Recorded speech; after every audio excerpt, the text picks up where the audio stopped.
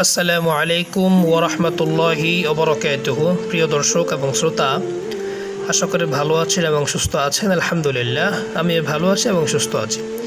Finally দেখার জন্য চলে গেলাম টানেল। খুবই চমৎকার সুন্দর দৃশ্য।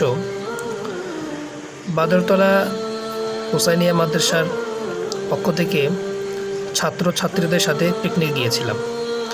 আসলে এই উসিলাই আসলে টানেল দেখা, কি বলবো, আসলে নদীর তলদেশ দিয়ে মাটি ভেদ করে এপার থেকে ওপারে যাচ্ছে। বিষয়টা ভাবলে আসলে খুবই ভালো লাগে। বাংলাদেশের আসলে এমন কিছু হবে ভাবতেও পারিনি।